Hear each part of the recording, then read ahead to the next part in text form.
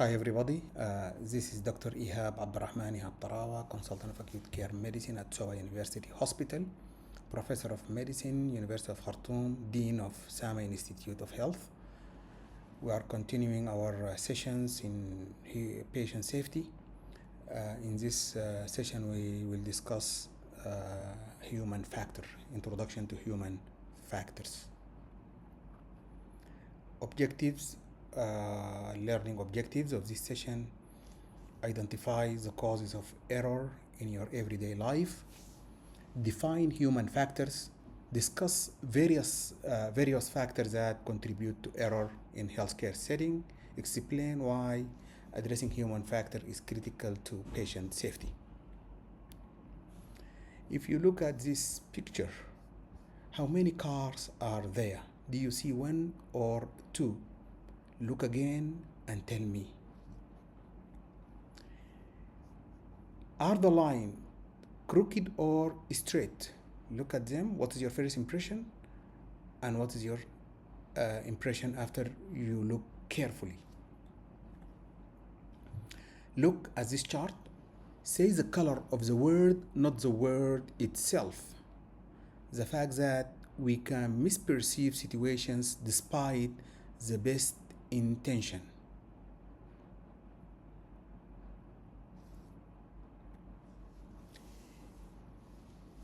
Distraction is one of the human factor. Human beings are also distractible, which is both a strength and a weakness. Distractibility helps us notice when something unusual is happening. We are very good at recognizing and responding to situations rapidly and adapting to new situations and new information. However, our ability to be distracted also predisposes us to error, because when we are distracted, we may not pay attention to the most important aspect of a task or a situation. See the story of this gentleman. Imagine you have been up all night finishing a paperwork. You got up late the second morning. You are rushing. You walk to your car with a cup of coffee and your bag, preparing to go to class and turn in the papers. The gentleman left his coffee on the top of the car. I remember one day I was busy with a proposal, and when I went to my car, I left my top on the top of the car. Believe it or not, no matter who you are, how smart you are, how hard you try, you can always make a mistake. This is part of us, part of the human nature. This is part of having a brain. The downside of having a brain is we make errors and mistakes. Look at this picture. Who is likely to make an error or a mistake? This tired lady, exhausted? This guy who is very sad and depressed? Or this who look fresh? Who is likely to make a mistake among these three pictures? Let us have a scenario, case study. Sarah was on call in a very busy floor. They were short of staff. One of the nurses called sick. There was no replacement. In this floor, the run code blew 90 minutes ago. She is giving care to a patient waiting to go to ICU, waiting for an ICU bed. She had an order for one of her patients with constipation. That was a high-profile patient. One of his family member is a doctor also. The order was give lactulose 10 ml PRN. She took the medication in a syringe and started to push it IV. After pushing 0.5 ml, she recognized it is hard to push the medication. She recognized her mistake and she stopped the IV. Patient daughter recognized that Sarah gave lactulose IV. Luckily, the patient was monitored and he didn't develop any adverse event. What are the consequences of giving lactulose IV? This is an oral medication, so it's not sterile. This is is a very viscous. It almost can occlude the the capillaries in the pulmonary circulation. Sarah claimed that she knew that lactulose is an oral medication, but she was exhausted, tired, and confused. What are the factors contributing to this error? Immediate factor: Sarah was working a busy shift, they're short of staff, they ran code blue, which contributed to exhaustion. She was taking care of an ICU patient. They are competing priorities. Lactulose order was 10 ml PRN. Although lactulose is well known to many of the healthcare provider is an oral medication, but the order assumes that people knew lactulose is an oral, but they didn't write oral or by NG tube or IV. When we look at the background of Sarah, Sarah was a scrub nurse for 4 years. Then she decided to do her master in nursing. The master is delivered during the banking hour from 8 to 2 p.m. So she switched from the theater as a scrub nurse to floor nurse. So, and she was on call the last night, and then she went to school, and then she's back to do another. So in between she took some naps. So she already came to work exhausted. Fatigue is one of the most common physiological factors contributing to errors. Fatigue can be symptom of other problems. When we have poor sleep pattern, stress and anxiety, people with illness like hypoxia, dehydration, and those with poor health, they report fatigue. 24 hours of sleep deprivation has performance effect like blood alcohol content of 0.1. So with that alcohol level, it is illegal to drive. Imagine someone working more than 24 hours and he's still giving care to patient. Effect of fatigue: it reduces decision-making ability, prolong response time, it prolongs our response time, increase lapses in attention, negatively affect short-term memory, lessen ability to multitask, and increase irritability and depression. So fatigue is one of the serious human factors that contribute to errors.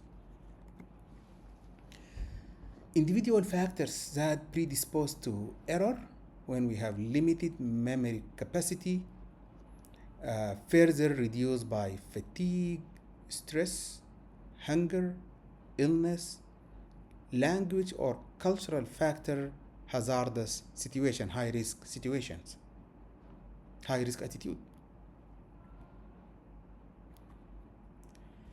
In this curve, you can see that stress and performance: at low stress, people, they don't do well. At very high stress, they become anxious, and some people, they get panic, they don't do well.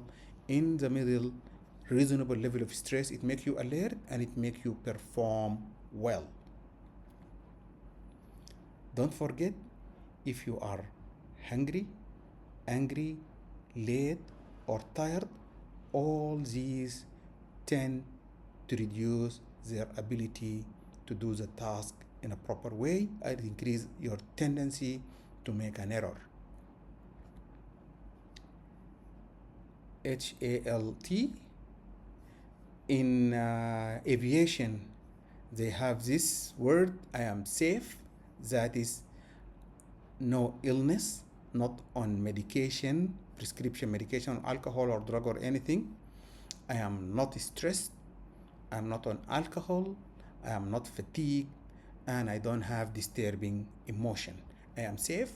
Illness, medication, stress, alcohol, fatigue, and emotion. What is an error? The failure of a planned action to achieve its intended outcome, a deviation between what was actually done and what should be done. A definition that may be easier to remember: doing the wrong thing when meaning to do the right thing. The science of human factors, according to WHO curriculum in patient safety, human factors is an established science that uses many disciplines such as anatomy, physiology, physics, and biomechanics to understand how people perform under different circumstances. We define human factor as the study of all the factors that make it easier to do the work in the right way.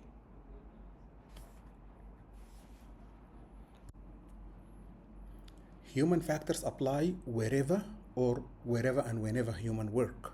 Human factor acknowledges the universal nature of human fallibility. Traditionally, the traditional approach to human error might be called perfectibility. Perfectibility model that assume that if workers are care enough, work hard enough, and are sufficiently well trained, error will be avoided. The fact is that this attitude is counterproductive and does not work. Human factor is a discipline that seeks to optimize the relationship between technology and human, applying information about human behavior, abilities, limitation, and other characteristics to design all processes, systems, tasks and activities, tools and machines, jobs and environment for effective, productive, safe, and comfortable human use.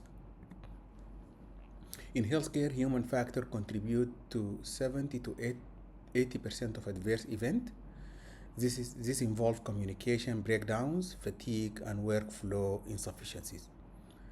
In aviation, human factor contribute to 60 to 80% of accident. In construction worker, it contribute to 80% of accident. Situation associated with an increased risk of error, unfamiliarity with the task, inexperience, shortage of time, inadequate checking, poor procedures, poor human equipment interface.